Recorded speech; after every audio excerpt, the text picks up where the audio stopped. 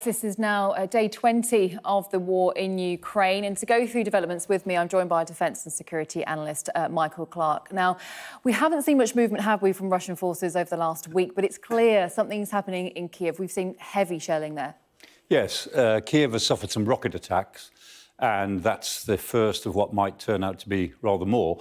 The Russians haven't got round to the south of Kiev as quickly as we thought. They're still making hard work of it. But one of the reasons that they're fighting so hard for these towns and cities in the northwest, like Irpin and Bruk and Brovary, is that those towns are just about a ring about 15 or 20 miles away, which is just about the range of Russian artillery.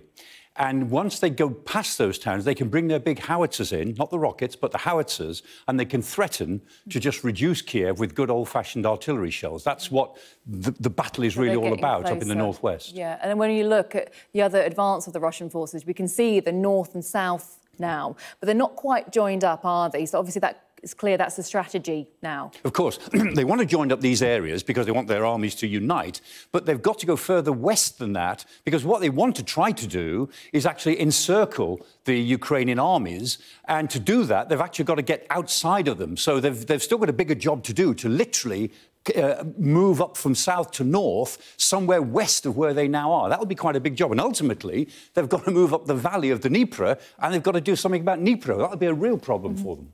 And let's now move further south. What's happening there?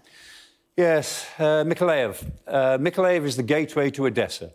Mykolaiva is a big, important port, very big area. It's being defended ferociously. And as the Russians have moved out of Crimea, which is their secure base, quite short lines of communication, they're attacking Mykolaiva. But Mykolaiva is a place that's on the southern Bug estuary. So it's a place that's a delta. There's a great deal of water there. And to any attacking force, that's a problem. So let's just take a little look a bit closer there. We've got some satellite images that will show us now that bridge in more detail. Yeah. So talk us through the geography. Obviously, as you mentioned, a lot of water here. Yeah, there it is. The city occupies these peninsulas. It's based effectively to the east of the great river. This is the Southern Bug River in English. And there is the Varvarivs'kyy bridge, about a mile long. Any attacking commander will look at this map and say there's an awful lot of water to get over here, and the chances of taking that bridge intact, if they get into the city, are extremely remote. I'd be amazed if that bridge was not extremely well mined by the Ukrainians. They'll blow it before they withdraw if they go over it. So this is a real problem. And when they get over Mykolaiva, when they get over the South Bug estuary, it's still 80 miles to Odessa. So they've still got quite a lot to do. Thank you so much.